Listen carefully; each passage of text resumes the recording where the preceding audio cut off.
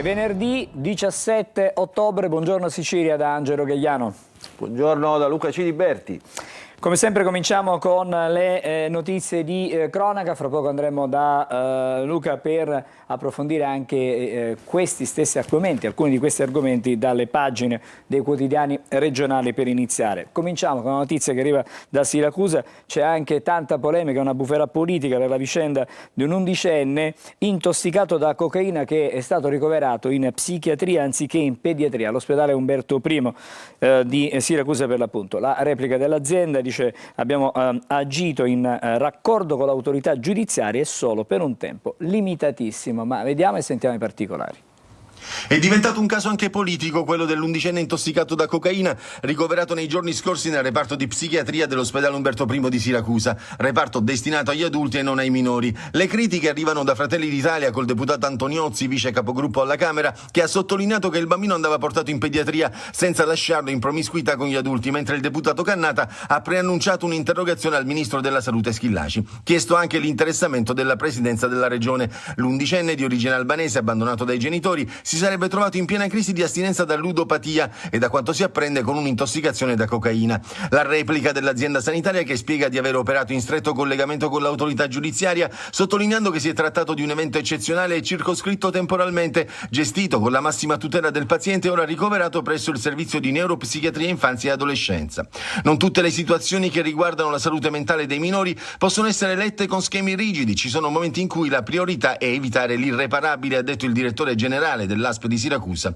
Il minorenne proveniente da un comune del Catanese è stato destinato a una struttura convenzionata con la regione che ha sede a Solarino. Nel mio ruolo di sindaco mi sono limitato a disporre l'accertamento sanitario obbligatorio per tutelare il minore stesso, dopo che gli uffici comunali hanno sentito il tutore del minore e il giudice tutelare del tribunale, ha spiegato il sindaco di Solarino.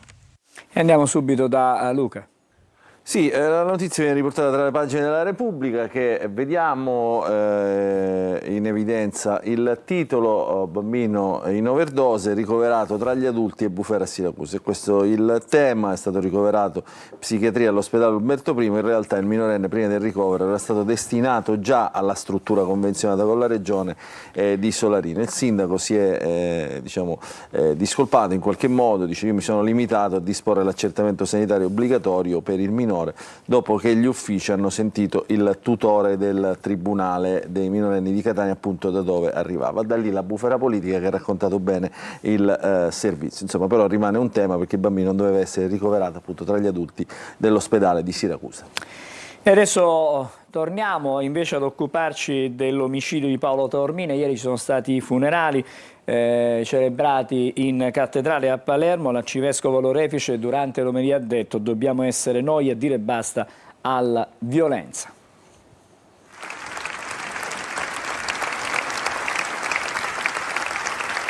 La mamma di Paolo piange disperata mentre la bara, tra lacrime e applausi, entra in una cattedrale gremita. È il giorno dell'addio a Paolo Taormina e del lutto cittadino. Un lungo e fragoroso applauso ha accompagnato l'ingresso della bara bianca.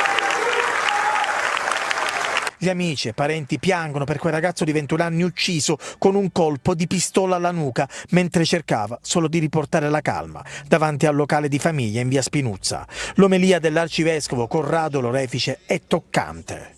Figli miei amatissimi, amici, amiche, non sono gli eserciti, non sono solo le forze di polizia, col loro pure encomiabile servizio, a cui siamo gratissimi, che potranno estirpare la violenza omicida. Possiamo essere solo noi, insieme. Ad esequie terminate, centinaia le persone che hanno scandito il nome Paolo Paolo, dopo aver fatto volare palloncini di colore bianco e azzurro. Adesso resta il dolore, assieme a tanta rabbia. Dopo le esequie, un lungo corteo di amici e parenti ha lasciato la cattedrale con il carro funebre e la bara di Paolo Taormina. Hanno percorso via la regione siciliana. Auto e motociclette si sono fermate davanti al carcere Pagliarelli, dove è rinchiuso Gaetano Maranzano.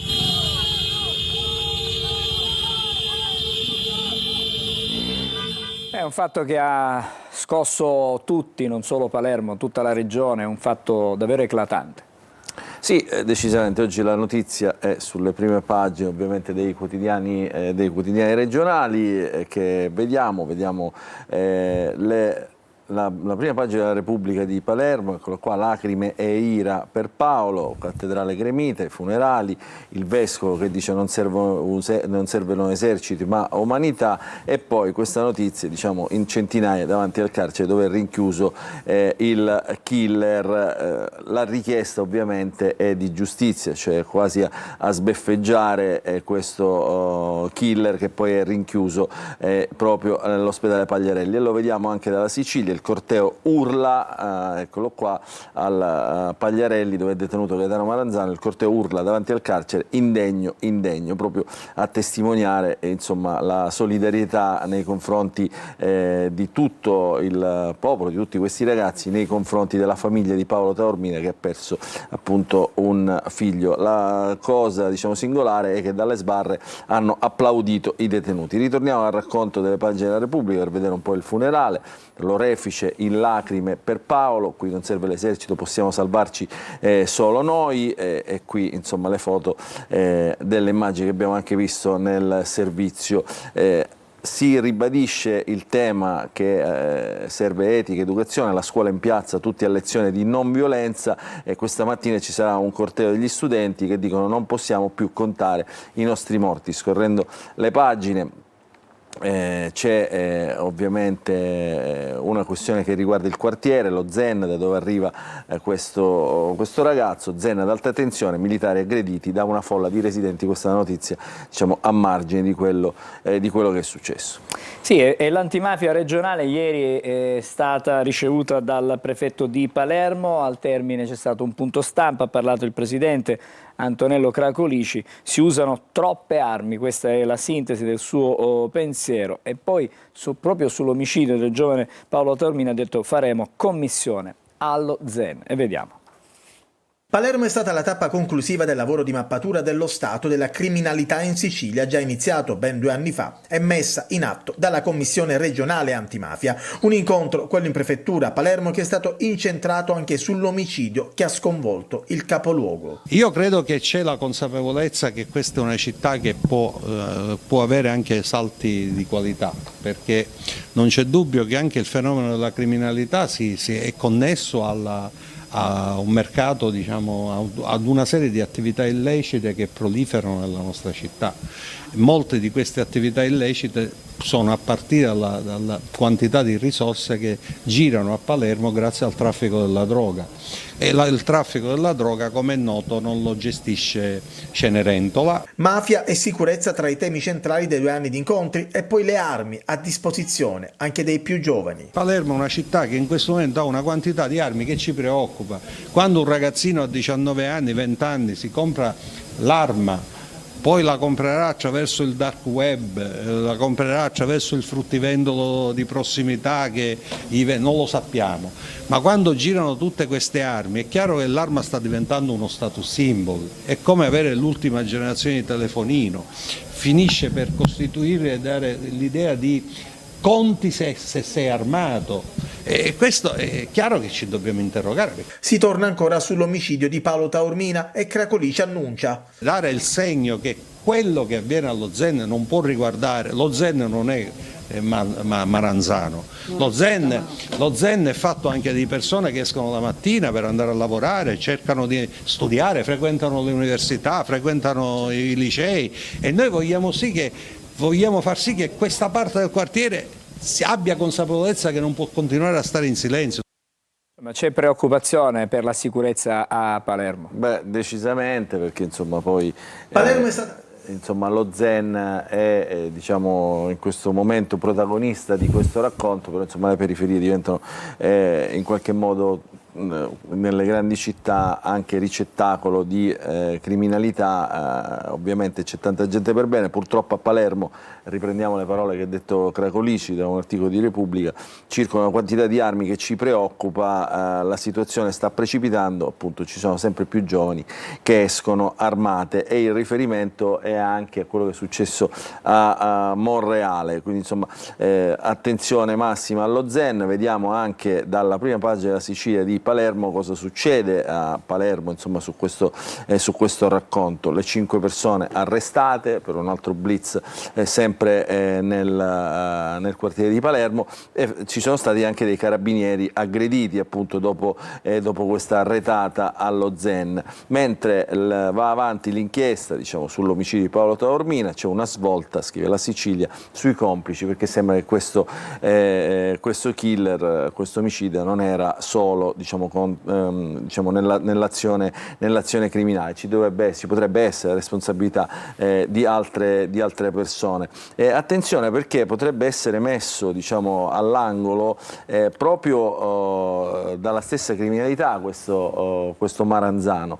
Perché?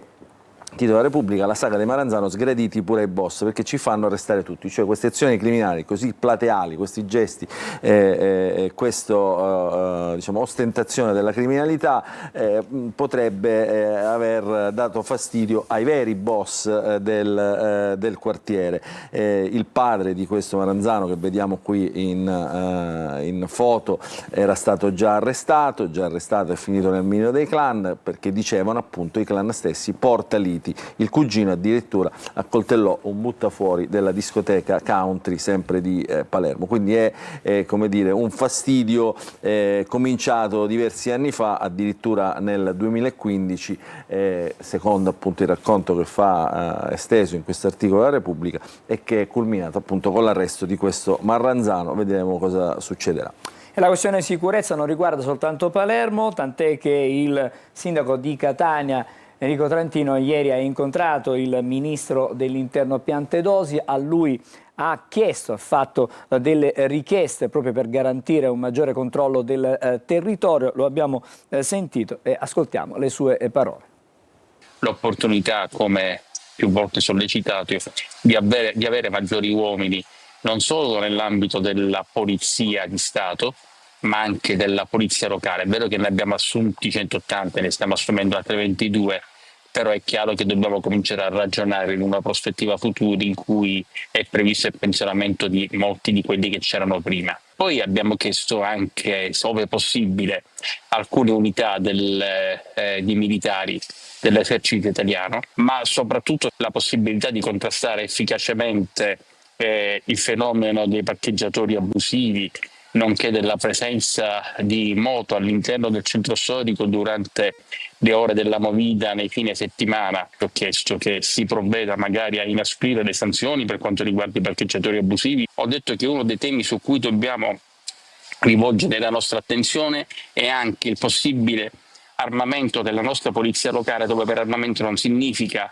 poter portare armi da fuoco addosso, ma essere provvisti di strumenti di allontanamento di soggetti che dovessero essere molesti. I risultati di questa ricognizione saranno esposti dallo stesso Ministro in occasione di una sua prossima trasferta a Catania, dove lo aspettiamo proprio per comunicarci quello che si potrà fare. E allora si aspetta una visita del Ministro Piantedosi a Catania. Le richieste sono tante fatte dal Sindaco Trantino. Le richieste sono tante, di diversa natura. Prendiamo l'articolo dal quotidiano La Sicilia, che mette nelle prime pagine appunto insieme al racconto della sicurezza nelle grandi città l'incontro a Roma di Trantino, del sindaco di Catania Trantino, con il ministro dell'Interno Matteo Piantedosi. Quindi Roma, questo è il titolo, manderà più uomini e mezzi. Il sindaco ricevuto al Viminale, ha avuto garanzie sul rafforzamento di forze dell'ordine ed esercito, e poi la proposta steward privati per la vigilanza nella movida. Trantino, si legge tra le righe, appunto ha posto l'accento, come diceva il servizio, anche su misure urgenti e incisive per contrastare il fenomeno dei parcheggiatori abusivi, l'abbandono illecito dei rifiuti e reati predatori. Emergenze che ha individuato il sindaco come prioritarie per risolvere anche la questione sicurezza, reprimere il fenomeno dei posteggiatori abusivi fino a debellarlo, ma per riuscirci non bastano solo le sanzioni amministrative, quindi chiede richiede insomma uomini, mezzi, ma anche diciamo, misure legislative più importanti e più incisive proprio per reprimere questo fenomeno che secondo appunto il sindaco diciamo, potrebbe essere una delle cause della violenza nei centri storici. Bene, grazie. Adesso c'è una notizia che dovrà andare in carcere Maria Concetta Rina, che è la figlia del capo dei capi Totorrina. La Cassazione infatti ha confermato la misura della custodia cautelare per lei ed il marito Antonino Ciavarello. I due sono indagati dalla Procura di Firenze per estorsione aggravata. I supremi giudici della seconda sezione penale hanno rigettato il ricorso presentato dal loro difensore, confermando la decisione del Tribunale del riesame di Firenze. Marito e moglie avrebbero taglieggiato 2 imprenditori toscani. Adesso voltiamo decisamente pagina perché ieri si è aperta ufficialmente l'asta per l'aggiudicazione del centro sportivo Torre del Grifo. Oltre all'offerta del Catania FC, ce n'è un'altra di offerta, quella di un gruppo di imprenditori siciliani, e adesso si apre evidentemente una gara, vedremo come andrà, ma intanto vediamo il servizio. Il Catania ha un competitor per Torre del Grifo, adesso è ufficiale. All'apertura delle buste si è materializzato ciò che già era emerso come indiscrezione. Una cordata di imprenditori siciliani che ha presentato un'altra offerta dopo quella irrevocabile d'acquisto formulata dal Catania. 4.010.000 euro l'offerta della società denominata Aurora. Il socio di maggioranza è Vincenzo Rappa, con lui ci sono Francesco Russo Morosoli, Carmelo Stivala, Andrea Spina, Gaetano Vecchio e Giorgia Bartolini. Cosa succede adesso? Si apre la gara e c'è la possibilità fino al 23 ottobre di rilanciare di 250.000 euro rispetto alla precedente offerta. Ma non finisce tutto il 23. Infatti da quel giorno in cui avverrà l'aggiudicazione fino al 30 ottobre anche soggetti che non hanno partecipato alla gara potranno presentare un'offerta migliorativa del 10% rispetto alla cifra messa sul piatto dal vincitore. La curatela potrà poi decidere discrezionalmente tramite varie verifiche se riaprire la gara stessa. Insomma, la vicenda Torre del Grifo deve conoscere ancora il suo epilogo. Sul campo il Catania attende la Salernitana con gli ultimi giorni che saranno decisivi per capire se Ciccerelli potrà essere fra i convocati. D'Ausilio sembra il favorito per sostituirlo. Intanto si è infortunato Raimo. La squadra si è allenata a mister Bianco per alcuni interventi al Manto Erboso del Massimino, struttura insieme al Cibalino, dove si tornerà a lavorare venerdì. C'è sicuramente attesa per l'esito di quest'asta, ma c'è attesa anche per il big match di domenica tra il Catania e la Salernitana. Allora, sul futuro di Torre del Grifo, il villaggio del Catania, dei tempi diciamo, della Serie A, dei fasti della Serie A, almeno così ce lo ricordiamo e così penso lo ricordi anche la Sicilia, perché queste foto insomma, non sono certamente quelle attuali che abbiamo visto nel servizio. Quindi insomma, appassiona ovviamente cosa succederà, perché questo complesso è un complesso sportivo una volta altamente tecnologico, che però diciamo, ripreso potrebbe anche garantire tante attività. Quindi Torre del Grifo, non solo Catania, ufficiale la partecipazione di una cordata tutta siciliana. La società, come abbiamo sentito nel servizio, si chiama Aurora SRL, figurano almeno 6 soci, l'umore della città divisa tra chi vuole pelligre al timone e chi aprirebbe ad altre novità. I soci li ha detti velocemente nel servizio Marco Carli, cosa fanno? Appunto Rappa, che è Corrado Rappa, il nipote del patron, dell'ex patron di TRM, poi c'è Russo Morosoli, patron della funivia dell'Etna, ereditata dal padre, Carmelo Stivala, che gestisce una società di sicurezza privata ma anche dei campi di calcio e padel, la designer Giorgia Bartolini, Andrea Spina, che ha gestito la recettività a Torre del Grifo, la sua società si occupa appunto di ricezione turistica, B&B e case vacanze, e poi Gaetano Vecchio che è stato diciamo, presidente dei costruttori, l'associazione dei costruttori. Cosa succederà tecnicamente? Ce lo spiega anche il giornale. I rilanci, adesso diciamo si potrebbe aprire l'asta, cioè intanto in questo momento è in vantaggio questa società. E certo, perché esisteva quella offerta presentata dal Catania che aveva diciamo, fatto un'offerta irrinunciabile di acquisto, ma a quel punto serviva un'asta. E quindi in questo momento è in vantaggio questa società Aurora di poche migliaia di euro. Adesso 10.000 euro. Adesso Pelligra dovrà decidere, essendo una delle due società coinvolte, cosa fare. Quindi il Catania deciderà cosa fare. Il titolo è: non rilancia, il patrono rossazzurro potrebbe realizzare una struttura tutta sua, anche se i tempi di utilizzo per il Catania si allungherebbero.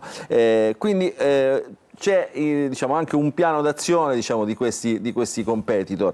In realtà, e lo spiega bene l'articolo, lo sintetizzo velocemente, al Catania servirebbero quasi 10 milioni tra acquisto di una nuova struttura, assunzioni e attivazione delle utenze. Quindi adesso il conto da fare è: conviene fare una struttura nuova e in che tempi? E quindi su questo sta ragionando Pelligra, che potrebbe a questo punto, se a conti fatti non gli conviene realizzare una propria struttura, rilanciare. I rilanci, come sottolinea il titolo, andranno di 250.000 euro alla volta. Quindi insomma mezzo milione già con 2 rilanci se li giocano subito, ma bisognerà attendere per capire tutto questo entro fine mese, quindi vedremo cosa succederà. Poi ci sono tutte le tappe di questa vicenda, l'ultima appunto sarà il 30 ottobre 2025, data in cui un terzo competitor che non abbia dunque partecipato alla prima fase della gara, cominciata ieri, può intervenire e giudicarsi la partita offrendo il 10% in più della cifra totale. Chi lo sa se arriverà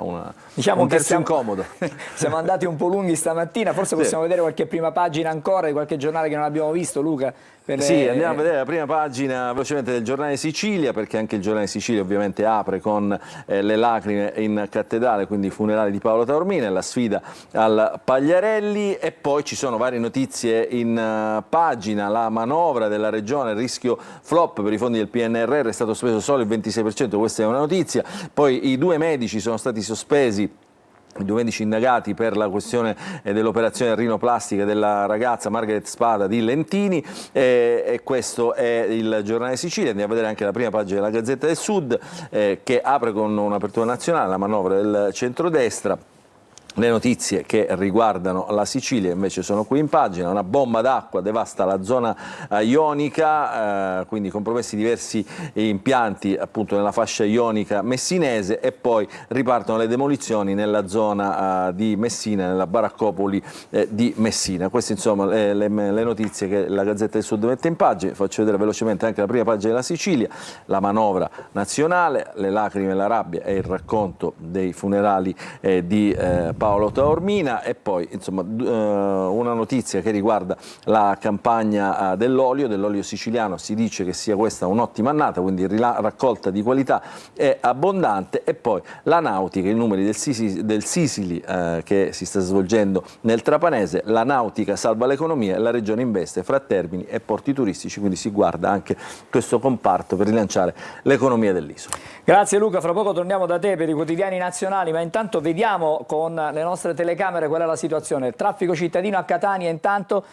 cominciamo con via Vincenzo Giuffrida, sostenuto come sempre a quest'ora, maggiore diciamo, traffico sembrerebbe in entrata, ma comunque mi pare di capire che c'è traffico anche in uscita dalla città su via Vincenzo Giuffrida. Sulla circonvallazione di Catania, viale Odorico da Pordenone, qui la situazione direi che è abbastanza tranquilla rispetto alle altre mattine, c'è meno traffico assolutamente in entrambe le direzioni.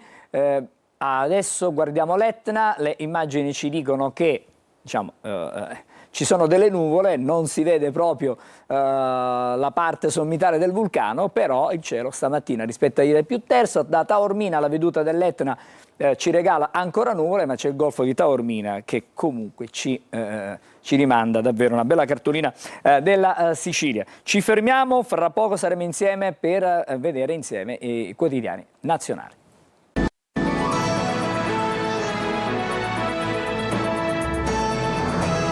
È il momento adesso dei quotidiani nazionali, la rassegna stampa con Luca Ciliberti.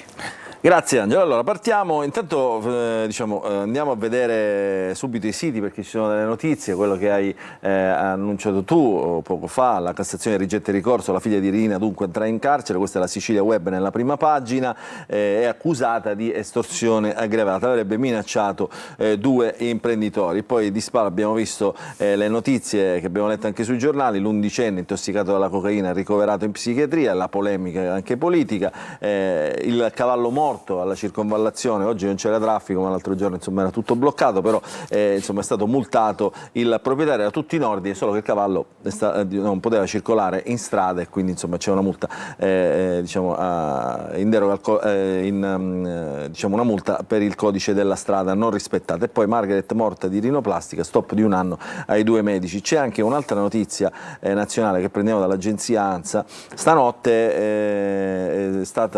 diciamo, sono state fatte esplodere, anzi è stata fatta esplodere un'auto sotto casa di Sigfrido Ranucci, il giornalista popolare conduttore di Report. È stata distrutta la sua auto e quella della figlia. Le vetture erano parcheggiate davanti all'abitazione del conduttore, del giornalista. Una bomba contro Ranucci, dice il ministro della difesa, colpisce la libertà di informazione e da più fonti si dice che questa bomba poteva, talmente era diciamo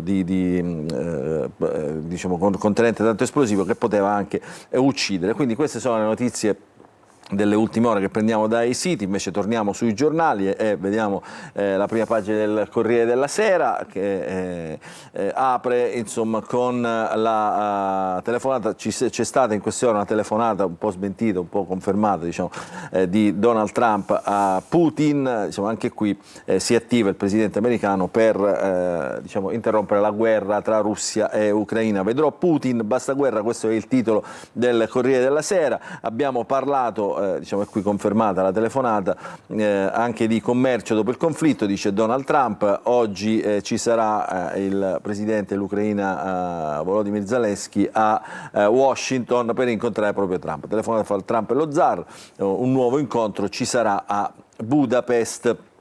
Troviamo di spalla la notizia della ragazza uccisa a Milano dal suo fidanzato. Pamela ha sofferto, si è accorta che stava morendo. Sono drammatici i minuti del racconto diciamo, dell'ennesimo femminicidio, questa volta a Milano. Poi tante notizie diciamo, in pagina, l'intesa sulla manovra, Giorgetti credo ai miracoli, contributo alle banche, c'è l'intesa del governo, 11 miliardi in 3 anni, non ci sono però molte delle misure previste inizialmente nella bozza diciamo, poi portata al Consiglio dei Ministri. Allora, la Repubblica invece, nuovo vertice, Trump-Putin a Budapest per fermare la guerra.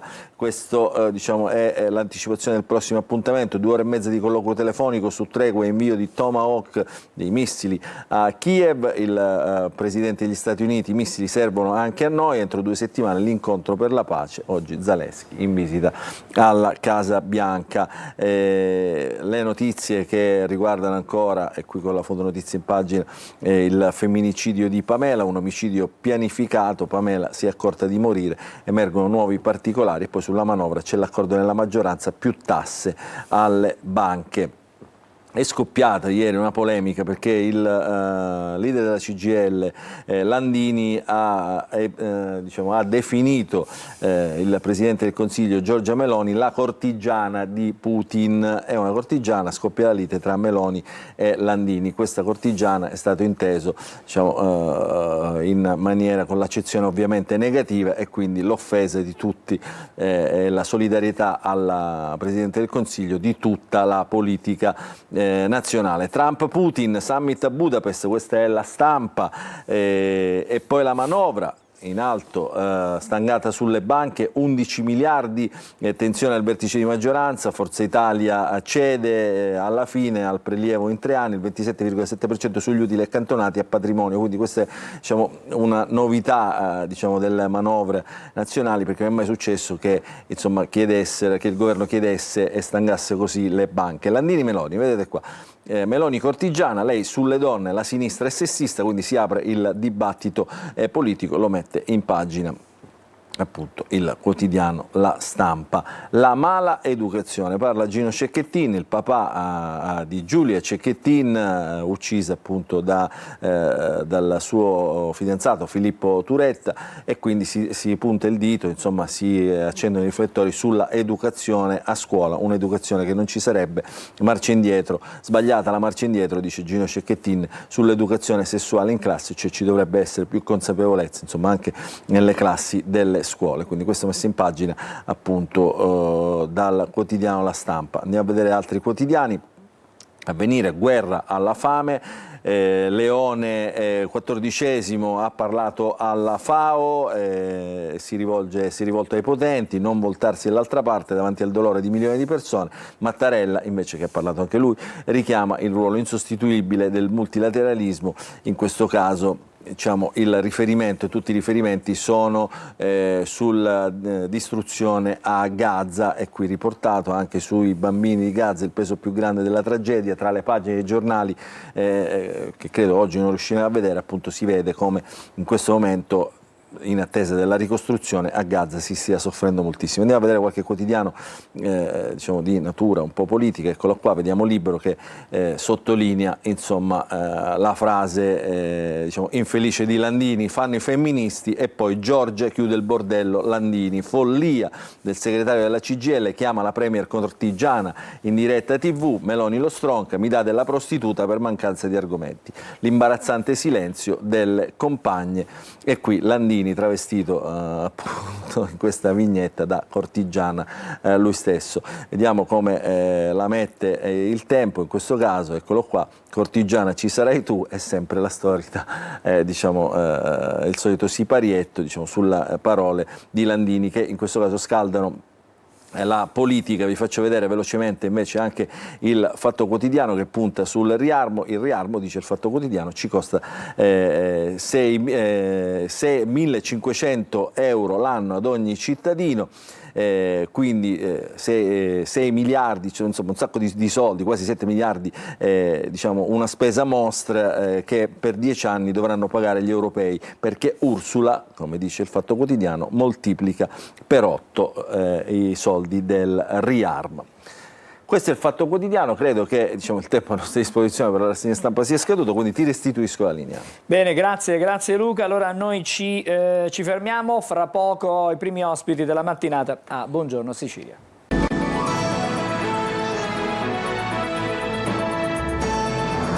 Allora, siamo di nuovo insieme, è il momento di parlare di bonus casa, la fine, diciamo così, delle maxi detrazioni, però ne parliamo con un esperto e cerchiamo di capire verso dove stiamo andando. Grazie, con noi l'ingegnere Mauro Scaccianoce, che è il presidente dell'Ordine degli Ingegneri di Catania. Buongiorno, grazie. Buongiorno a tutti. Allora, 2026 è una svolta. Svolta perché? Perché diciamo, cambiano molte cose sui bonus riferite alle nostre case, alle case di tutti noi. Si parte soprattutto dal taglio definitivo del super bonus. Esattamente sì, quindi una svolta, non so se è positiva o negativa, comunque si chiude definitivamente con le stagioni del super bonus e tuttavia abbiamo alcune misure che vanno nella direzione di quelle richieste dai professionisti ma anche da ANCE, e cioè che il bonus o detrazione che si pensava nel 2026 si dovesse portare al 36% rimane al 50%, e quindi questa è una misura che va nella direzione di tre, secondo me, direzioni che da noi sono state da sempre auspicate, cioè un incentivo al settore edilizio, una messa in sicurezza e conservazione dei nostri edifici e quindi anche valorizzazione del nostro patrimonio edilizio, che sappiamo ahimè è molto vecchio, e efficientamento energetico, quindi vuol dire minore emissioni di gas ma anche riduzioni dei consumi. Ma come si fa a ottenere questi benefici, chiamiamoli così? Bisogna avere determinate, diciamo, requisiti. Sì, intanto la cosa positiva è che bisogna avere un titolo edilizio. Per fare questo ciò vuol dire che tutti i lavori vanno fatti con un tecnico che segue gli interventi, e quindi questo ovviamente in favore di interventi sicuri. Quindi un titolo edilizio, la spesa massima dovrebbe essere confermata nei 96.000 euro ad unità immobiliare, quindi con una detrazione del 50% vuol dire 48.000 euro di detrazione fiscale spalmata in 10 anni, quindi è necessario avere una capienza IRPEF per poter per poter fare questi interventi. Dopodiché gli interventi sono quelli classici, cioè ristrutturazione edilizia classica ed efficientamento delle nostre unità immobiliari. Allora, parliamo di ecobonus. Cerchiamo di capire cosa si può fare se si ha diritto all'ecobonus. A casa nostra cosa possiamo fare? Ma per esempio possiamo fare la sostituzione dei serramenti, cioè degli infissi, e possiamo efficientare le nostre caldaie, possiamo efficientare il nostro sistema complessivo di riscaldamento e raffrescamento attraverso dei sistemi ibridi.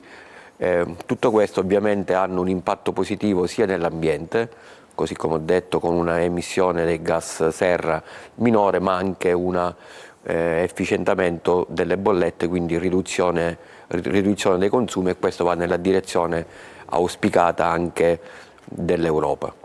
E accanto a quelle che sono proprio più direttamente gli incentivi per le abitazioni, il governo sta mantenendo anche altri incentivi che possono riguardare, faccio un esempio, i mobili. Sui mobili si ha la possibilità di una detrazione del 50%. Esattamente sì, con una spesa massima fino a 5.000 euro, anche queste però legate a un titolo edilizio, quindi io posso ristrutturare la casa e contemporaneamente acquistare i mobili, quindi se non ho il titolo edilizio alla base del processo non posso utilizzare il bonus, non posso accedere, quindi è tutto legato a degli interventi sicuri attraverso anche un tecnico abilitato. Allora, abbiamo detto del super bonus che esce definitivamente di scena. Restano le agevolazioni, quelle ordinarie, del 50% per l'abitazione principale, del 36% per la seconda abitazione. Per la seconda abitazione è confermato ovviamente una riduzione, e secondo me è diciamo, corretto che sia così, quindi le seconde abitazioni l'incentivo ritorna al 36%, mentre lì è confermato al 50%. Ovviamente, se posso dire, in una terra fragile noi auspichiamo ulteriori interventi nella direzione della messa in sicurezza dal punto di vista sismico, quindi a nostro modo di vedere, oltre a questa utile misura, andrebbe ripreso, in parte migliorato, senza le distorsioni che vi sono state del super bonus, però dovremmo andare nella direzione, secondo noi, di una incentivi solo per la messa in sicurezza dal punto di vista sismico dei nostri edifici. Noi sappiamo che almeno il 70% dei nostri edifici non sono messi in sicurezza, una scuola su 4, ad esempio a Catania, non hanno i requisiti sismici, anche se in questa direzione mi sembra che il ministro Musumeci, che è molto sensibile a questo tema, ha di recente nel 2025 approvato un piano pluriennale di interventi dal punto di vista sismico, mettendo una somma che auspichiamo possa aumentare di 250 milioni, però voglio dire è un primo passo nella direzione di messa in sicurezza del nostro territorio. Le volevo chiedere qualcosa sul bonus barriere architettoniche anche. Bonus barriere architettoniche sembrerebbe, è stato al 75%, sembrerebbe che non venga confermato.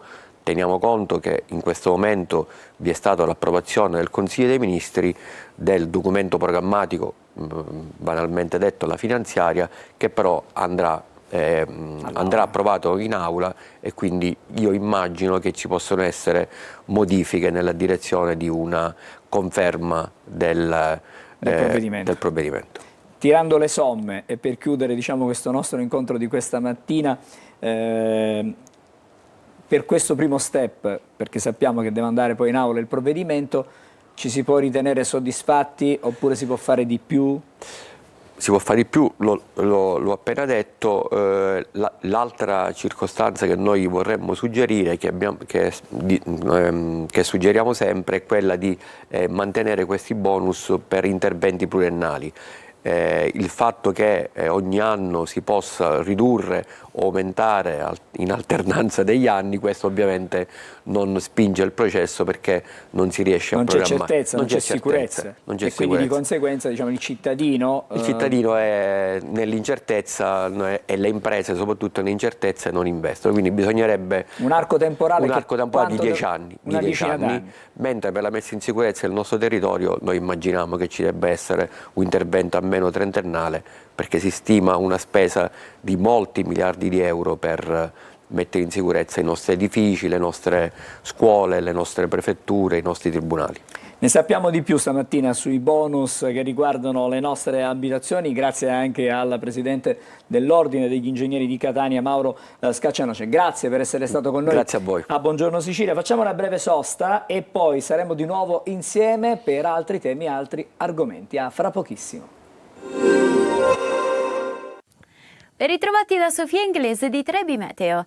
Ci attende un venerdì con tempo instabile sulle regioni meridionali, piogge e temporali sparsi, più concentrati lungo il versante adriatico. Verso sera poi ritorneranno timide schiarite a partire da ovest. Al centro-nord cieli in prevalenza sereni. Sulla Sicilia residua instabilità, specie sui settori settentrionali della regione, ma con precipitazioni in graduale attenuazione verso sera. I venti saranno ancora a tratti sostenuti con mari mossi, specie al largo, e temperature massime intorno ai 23-24 gradi.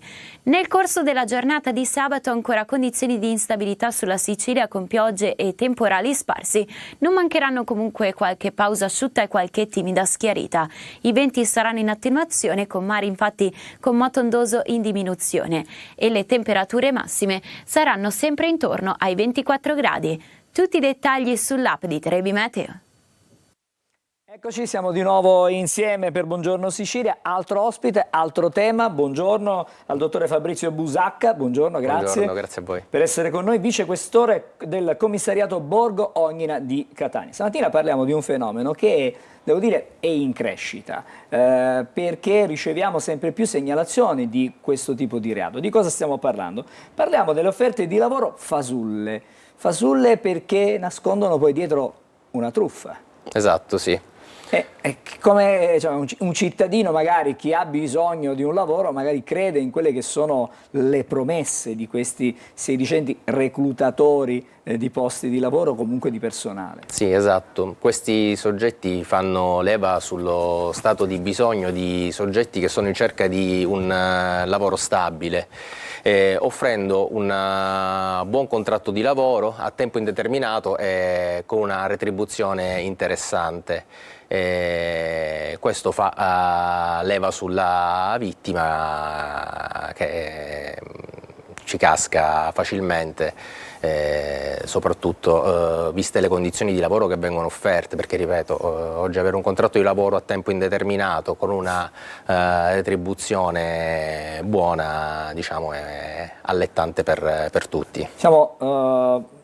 Come ci si può difendere? Che cosa bisogna fare? Quali sono le indicazioni che possiamo dare a chi ci sta seguendo da casa? Perché magari ci sarà qualche telespettatore, qualche telespettatrice che magari avrà avuto un contatto di questo genere. Sì. Allora bisogna essere molto cauti e diffidare sempre quando veniamo contattati telefonicamente da soggetti sconosciuti che ci offrono contratti di lavoro, richiedendo peraltro il versamento di somme di denaro tramite bonifico per istruire o per velocizzare addirittura la pratica di assunzione, perché è irrituale che chi ci offre un lavoro ci richieda dei soldi per velocizzare o istruire la pratica, quindi questo è il primo campanello di allarme. Quindi nel caso di dubbio, nel caso in cui dovessimo venire contattati telefonicamente soprattutto da questi soggetti che ci offrono questo contratto senza neanche un incontro, un colloquio di lavoro, dobbiamo stare attenti e il consiglio è quello di diffidare sempre, contattare la società per la quale ci dicono che verremo assunti al numero fisso di telefono e verificare la genuinità dell'offerta di lavoro, che nel 90% dei casi, laddove ci vengono richieste delle somme di denaro, sarà sicuramente non veritiera e dietro si cela una truffa. Dottore, ma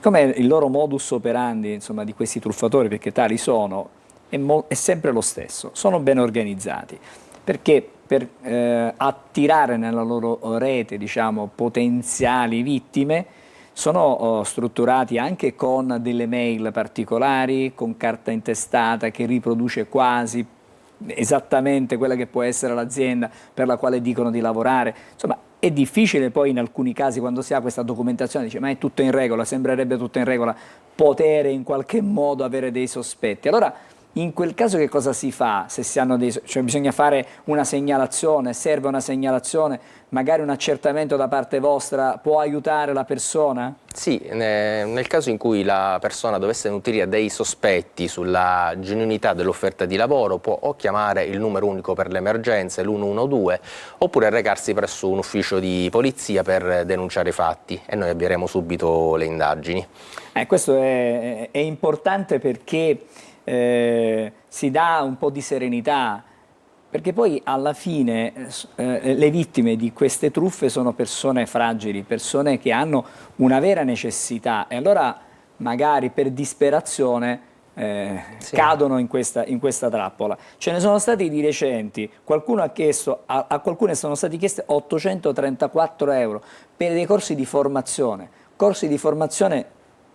ad un costo direi elevatissimo da parte di questi truffatori. Sì, esatto, nel caso specifico il truffatore ha contattato la vittima che era in cerca di un lavoro, offrendogli appunto un contratto di lavoro a tempo indeterminato con uno stipendio di 1.200 euro per lavorare come guardia particolare giurata presso un noto negozio di abbigliamento e svolgere un servizio antitaccheggio. E qui il truffatore, per accelerare la pratica e richiedere il tesserino per esercitare, le abilitazioni per esercitare l'attività di guardia particolare giurata, ha chiesto l'effettuazione di bonifici per un importo di 834 euro. Una volta che poi sono stati effettuati questi bonifici, naturalmente è sparito e non ha più risposto al telefono e la vittima poi ha chiamato alla società per la quale doveva essere assunto, che naturalmente era all'oscuro di tutto, riferendo al soggetto che non erano in atto procedure di assunzione di personale. Ma in qualche caso si riesce a recuperare quello che è stato versato quando si intercettano i presunti, insomma, responsabili di questi reati? Sì, perché la vittima del reato si può costituire parte civile e ottenere comunque risarcimento del danno. Insomma, è un mondo davvero complicato, anche quello, diciamo, i truffatori sono sempre esistiti, c'è anche l'altro fenomeno, quello delle truffe agli anziani, però gli anziani devo dire che ultimamente stanno facendo più furbi, molto spesso riescono a incastrare, passatemi questo termine, chi vuole in realtà prenderli in giro e truffarli. Quindi abbiamo già detto come poter intervenire, cosa bisogna fare, a chi rivolgersi, e molto spesso magari fare subito la telefonata all'azienda che viene in qualche modo portata come quella che darà il posto di lavoro, dice, ma è vero, c'è questa realtà, vi siete affidati a questo, potrebbe essere questa una strada per spianare subito. Assolutamente. E poi rivolgersi alle forze dell'ordine e denunciare i fatti in modo da consentire a noi di poter individuare i colpevoli. Per esempio in quest'ultimo caso siamo riusciti a individuare l'autore della truffa, che non era nuovo a queste condotte criminose. Quindi era recidivo da questo punto? Sì, si tratta di soggetti proprio specializzati in questo tipo di reato, quindi sanno come acquisire la fiducia della vittima, si avvalgono anche dell'intelligenza artificiale per riprodurre documenti di assunzione, quindi cascare nella loro trappola è veramente facile, sì, assolutamente. Bisogna drizzare le antenne, fare attenzione e assolutamente, anche perché poi fanno nomi di aziende importanti. Sì, assolutamente. Non è un'azienda sconosciuta, quindi sarebbe semplice anche poter entrare, la potenziale vittima entrare direttamente in contatto con l'azienda. Certo, sì. Cercare il numero fisso di telefono, contattarlo, addirittura recarsi fisicamente presso la sede legale dell'azienda per chiedere chiarimenti in merito all'assunzione. Ma è davvero un mondo complicato quello che ci sta descrivendo, però speriamo che con queste semplici regole che abbiamo indicato noi stamattina, chi ci sta ascoltando e che magari ha ricevuto una telefonata, è stato contattato attraverso una mail, può subito attenzionare la vicenda e rivolgersi direttamente a voi oppure alle aziende, intanto prima all'azienda e poi successivamente a voi per denunciare e perseguire il responsabile o i responsabili, perché poi dietro non c'è soltanto un singolo individuo, ci sono evidentemente delle organizzazioni. Sì, sono delle organizzazioni con dei call center che chiamano a persone che sono in cerca di lavoro e quindi fanno leva proprio sullo stato di bisogno. Quindi evidentemente fanno anche una ricerca del soggetto da avvicinare. Certo, loro conoscono il soggetto, sanno che è in cerca di lavoro e quindi fanno leva proprio sullo stato di bisogno, tant'è che la migliore forma di difesa è la prevenzione. Prevenire è sempre meglio che punire. Allora, prevenite, sappiate anche che c'è un numero a disposizione che è il 112, cioè il 112, diciamo così, oppure potete recarvi anche in qualsiasi questura, commissariato, per denunciare eventuali tentativi di truffa. Grazie, davvero gentile al vicequestore del commissariato di Borgognano di Catania, Fabrizio Busacca, che stamattina ci ha raccontato questo fenomeno, un fenomeno che è in espansione. Avete un dato di crescita di questo fenomeno? Sì, assolutamente. Possiamo darlo? Sì. Sono cresciute quest'anno del 30% rispetto all'anno scorso. E quindi è in forte espansione davvero questo tipo di truffe. Però la notizia buona di contro è che quasi sempre riusciamo a individuare i colpevoli. Questa è la bellissima notizia di questa mattina. Esatto. Grazie ancora, Grazie dottore Busacca, per essere stato con noi. Ci fermiamo ancora, fra poco parleremo, ahimè purtroppo, di femminicidi. Fra pochissimo, state con noi.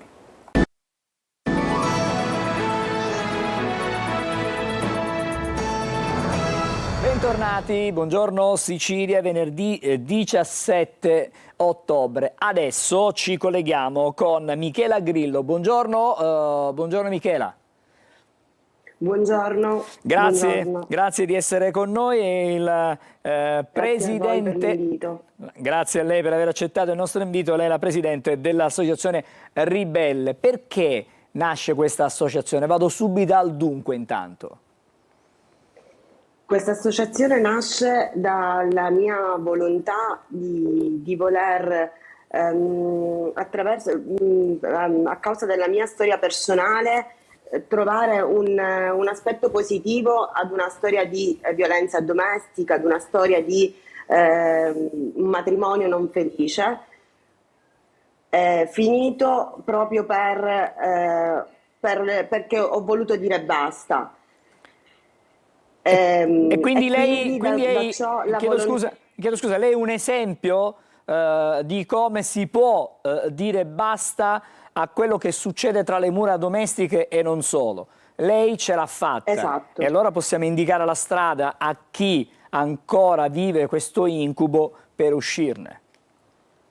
Esattamente, quindi volevo dare una viva a tutta la mia storia di dolore, proprio per dare un esempio, una testimonianza alle donne che si può uscire da una storia, da un tunnel, da una storia di violenza e soprattutto non sentirsi in colpa, non avere vergogna di chiedere aiuto e di circondarsi di quelle persone che riescono a sostenerti.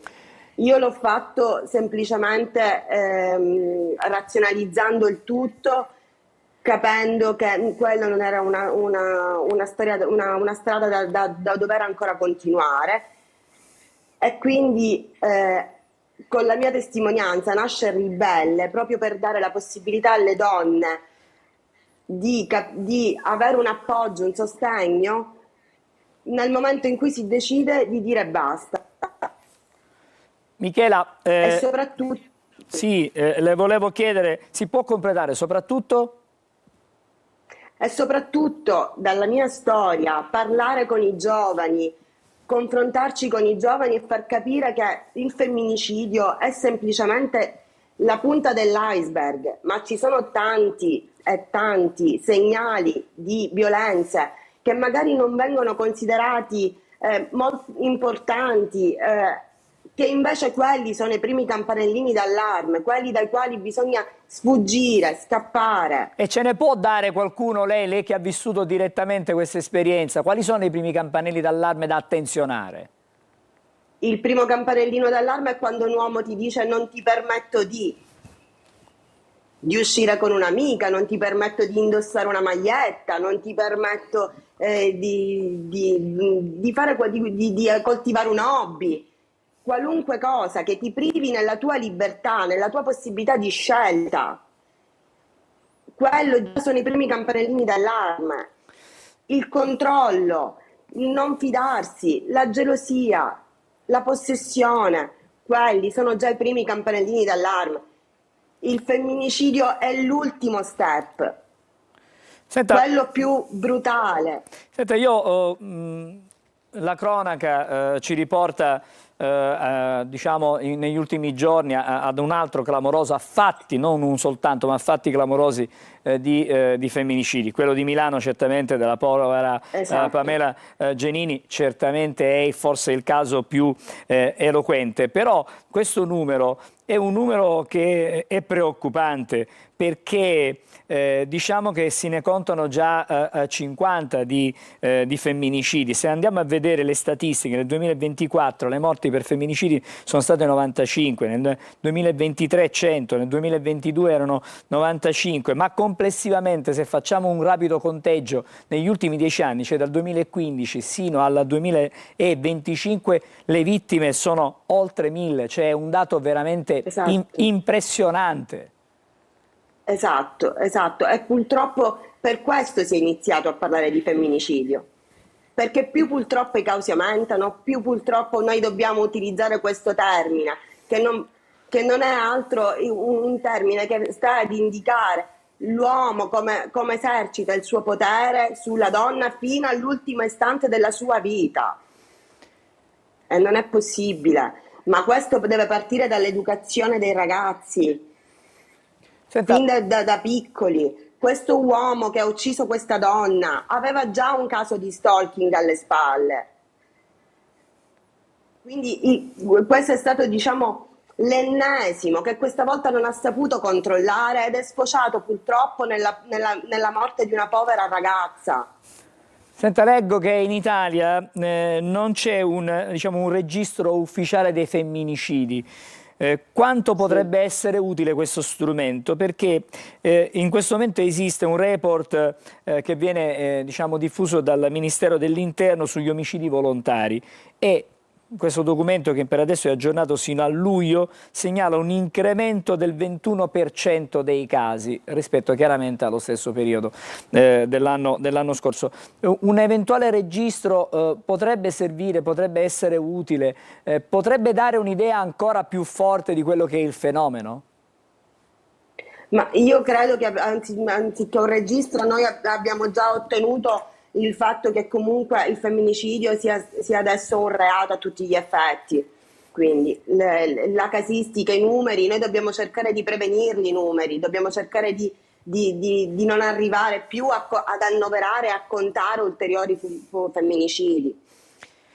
Qui dobbiamo parlare di educazione.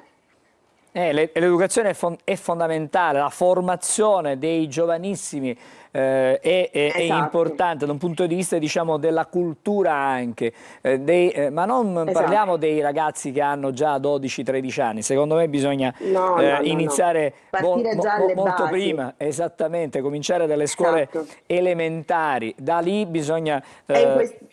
Sì, prego.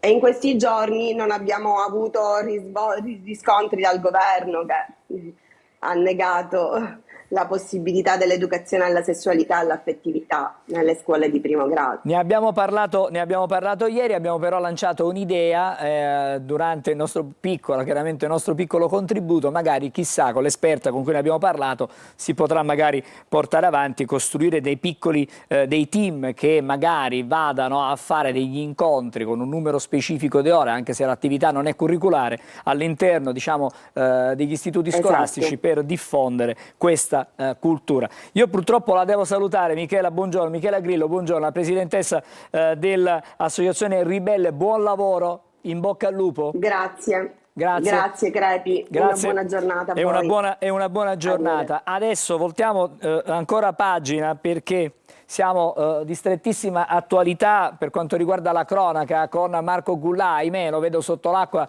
a Palermo, perché stamattina torniamo a parlare del delitto, del terribile omicidio del giovane Paolo Taormina. Ieri ci sono stati i funerali, ma le manifestazioni non si fermano. Anche oggi sotto la pioggia possiamo ammirare qual è la volontà anche dei giovanissimi di dare una risposta. Ieri ci sono stati diversi incontri, ce n'è stato uno in prefettura tra la Commissione regionale antimafia ed il prefetto, l'altro ieri c'è stato un incontro al Ministero tra il Presidente della Regione e il Sindaco La Galla per prendere dei provvedimenti che saranno attuati molto presto, ma c'è un senso di ribellione anche da parte, diciamo, della gente comune, degli studenti che vediamo in piazza oggi per dire no a questa terribile piaga, questa deriva che sta prendendo la città di Palermo, con la facilità di sparare, la facilità di trovare armi, accoltellare, risse continue. C'è una presa di coscienza forte, Marco.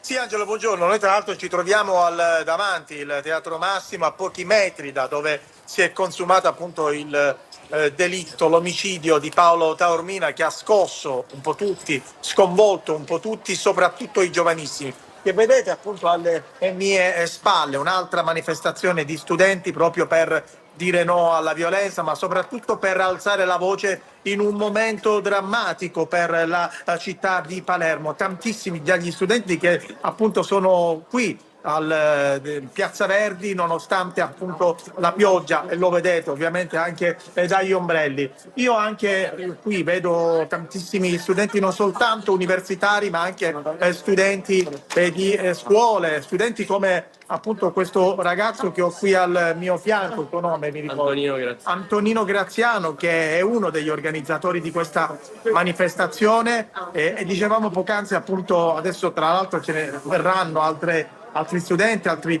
giovanissimi proprio per sfilare, e per, diceva il conduttore Angelo Gaiano, è anche un senso di ribellione vostra verso questo momento drammatico che sta attanagliando Palermo. Assolutamente, oggi come studenti di Palermo, come giovani di Palermo, abbiamo deciso di scendere in piazza scossi da una tragedia che ci riguarda tutti. Paolo, un ragazzo di appena 21 anni, un nostro coetaneo, è stato ucciso da un gesto di violenza ingiustificabile. Dai primi giorni la città si è mossa con delle fiaccolate, con delle marce silenziose. Adesso però è arrivato il momento di una risposta, soprattutto a noi giovani che questa città la viviamo. Noi siamo scesi in piazza, abbiamo deciso di lanciare questo corteo per ribadire, se non fosse abbastanza chiaro, che questa città, queste strade, i luoghi che viviamo sono nostri, sono di chi Palermo la ama, cerca di migliorarla, la vive tutti i giorni, e quindi non ci faremo fermare dalla paura, perché la vita è sacra, e quindi ribadiamo questo concetto, lo faremo per Paolo e per tutti quanti. Assolutamente, parole belle, dette anche da un giovanissimo, quindi da un giovane coetaneo poi di Paolo. Ti faccio un'altra domanda e poi ovviamente ti lascio al corteo che sta tra l'altro per iniziare. Ma tu ultimamente hai paura di uscire a Palermo? È una domanda che è passata per la mente, penso, a tutti questi giorni di paura e di smarrimento. Ci siamo chiesti tutti se fosse toccato a me, se domani toccasse a me. L'escalation di violenza è stata visibile. Pochi mesi fa abbiamo pianto 3 ragazzi a Monreale. Ecco, la paura c'è stata, lo smarrimento c'è stata, ma la manifestazione di oggi va in quel senso, in quella direzione, ribadire che non dobbiamo farci fermare dalla paura, che queste strade sono nostre, sono dei giovani palermitani che questa città la vogliono migliorare. Ringraziamo Antonino, grazie a lui. Guardate, vi faccio anche vedere uno degli striscioni che in questo momento appunto campeggia qui. È un po' anche lo stesso striscione che venne esposto a Monreale, il sole non lo spegni, segni stare, una giovanissima ragazza, una studentessa che è appunto qui. Cosa ti senti dire in un momento così drammatico per la città? Più rabbia o dolore? Dolore e rabbia, perché coinvolgono i ragazzi, quindi mi sento di dire stiamo uniti e lottiamo per questa vittima. Senti, una domanda che ho fatto anche ad altri tuoi colleghi universitari. C'è paura per adesso del tiro a Palermo? Negli ultimi mesi, non dopo l'omicidio, ma negli ultimi mesi. Sì, tanta paura. Tu, insomma, ovviamente... Frequento sì questa zona e quindi mi sento maggiormente convenzionata. Hai assistito magari ad altri episodi ultimamente? No, questo no, però mi sento di dire stiamo uniti e combattiamo per loro.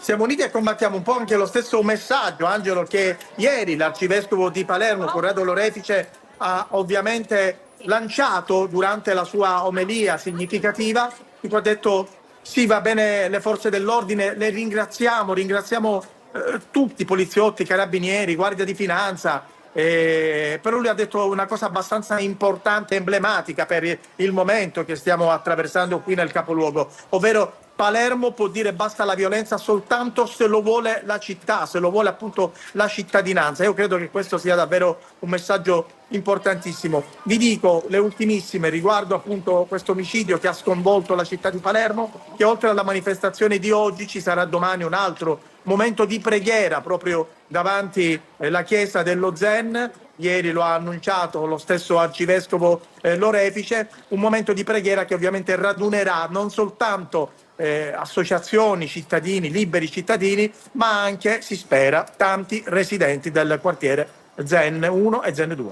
Marco, grazie intanto per questo tuo contributo, ci racconterai poi evidentemente cosa il risultato proprio di questa manifestazione nel corso dei nostri telegiornali.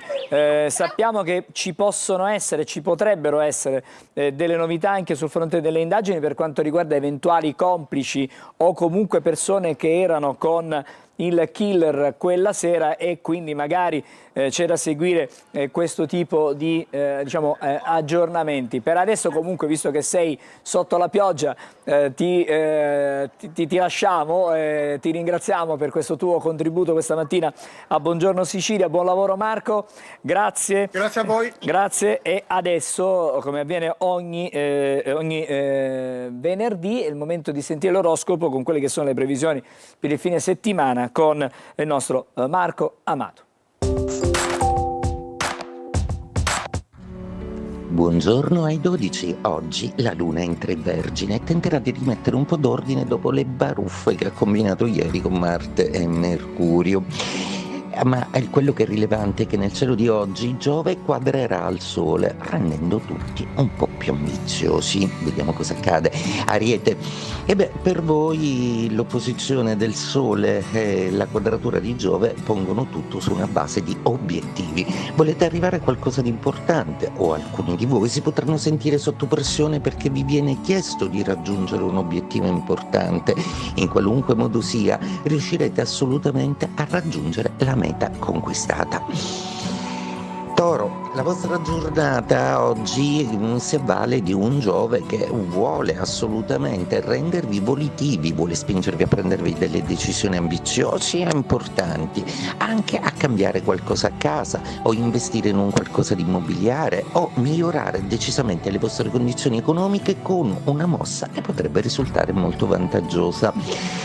Gemelli, è arrivato il momento di essere più veloci, è arrivato il momento di essere un po' più romantici, è arrivato il momento di essere un po' più tutto, proprio perché i pianeti adesso vi mettono nelle condizioni di agire senza particolari ostacoli, quindi godetevi il momento e fate delle scelte che si riveleranno molto vantaggiose più in là nel futuro. Cancro, Giove oggi nei vostri gradi è un po' troppo esaltato proprio perché quadra con il Sole e quindi rende tutto un pochino più complicato, ma saranno Saturno e Nettuno a tentare di convincere Giove ad accettare i limiti di una situazione che forse ha bisogno ancora di essere ben metabolizzata. Leone, la vostra giornata oggi prevede una luna un pochino più oggettiva, più capace di fare i conti, più capace di rientrare in determinate scadenze che Urano segnala sono incombenti. La bella Venere però vi compensa bene in amore. Vergine, oggi la luna è nei vostri gradi, sarete più morbidi, più appassionati, anche se l'inizio della giornata potrebbe partire in maniera un po' nervosa ed elettrica proprio perché la luna inquadrerà a Urano, rendendovi un po' nervosi e tesi tutto in serata, però si aggiusterà. Bilancia, per voi oggi Venere continua a raccogliere consensi da Urano e da Plutone, rendendovi più carismatici, decisionisti, forti e in ogni caso vincenti. Beh, però quel Sole in quadratura con Giove che ospitate nei vostri gradi vi vuole molto più ambiziosi del solito, ma non è mai saggio desiderare qualcosa di quasi impossibile, o almeno non in questo caso. Scorpione, per voi oggi la giornata sembra prendere una piega abbastanza risolutoria, proprio perché avete incassato nella giornata di ieri tutta una serie di stimoli un po' urticanti. Oggi li analizzerete con calma e vorrete parlare con qualcuno di ciò che accade intorno a voi. Sagittario, per voi oggi la Luna è in quadratura e Giove, il vostro pianeta, sta proprio facendo baruffa con il Sole. Cosa vuol dire questo? Che ci sono delle aspettative deluse e delle ambizioni che per adesso, o almeno per oggi, non possono essere soddisfatte, quindi rimandate tutto al tempo. Tempo vuol dire Capricorno nello zodiaco, per cui per voi oggi l'ambizione è quella di avere più spazi possibile, proprio perché reclamate una maggiore serenità e quindi deciderete di operare in una condizione logistica anche molto più serena del solito per voi. Acquario, ottima la disposizione planetaria, in quanto i pianeti coinvolti hanno tutti delle motivazioni che hanno a che fare con desideri, volontà, sogni, insomma il vostro regno, per cui oggi sfrutterete bene l'appoggio dei pianeti fantasiosi come Urano e Nettuno per creare qualcosa di nuovo e per brillare un po' di più in società. Pesci, per voi oggi è una giornata alquanto confusa in amore, seppur i rapporti sono stati ripristinati. Venere non è più in opposizione, tranne che proprio a Nettuno, il vostro pianeta. A volte vi confondete un po' e delle paure sentimentali potrebbero un po' avvilupparvi. Il lavoro invece adesso sembra essere veramente molto promettente.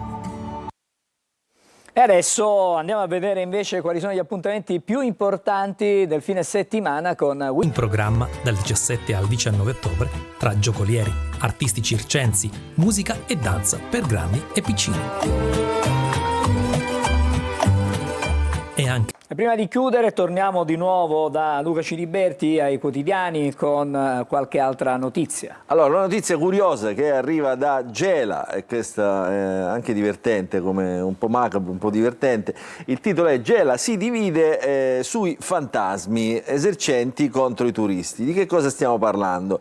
Stiamo parlando di un'attività chiamata Ghost Tour, che spaventa o spaventerebbe, insomma, secondo diciamo, gli esercenti, la clientela dei locali, ma chi l'ha organizzata dice è solo folklore e tradizione. Andiamo nel pezzo, perché tutto parte da un gruppo di turisti armati di torce e microfoni che attraversa i vicoli più antichi di Gela, accompagnato dalle storie di fantasmi e leggende raccontate da Daniele Maganuco, appunto ideatore di questo Ghost Tour, un'iniziativa per fare rivivere la memoria storica e folcloristica della città, che rischia però di trasformarsi come dire, in un tour diciamo, che spaventa in qualche modo i turisti. Questo lo dicono però gli esercenti, appunto, del centro storico, che avrebbero minacciato addirittura querela nei confronti, appunto, di questi organizzatori. Quindi una notizia curiosa che arriva da Gela, una notizia, diciamo, un po' più drammatica, che riguarda in qualche modo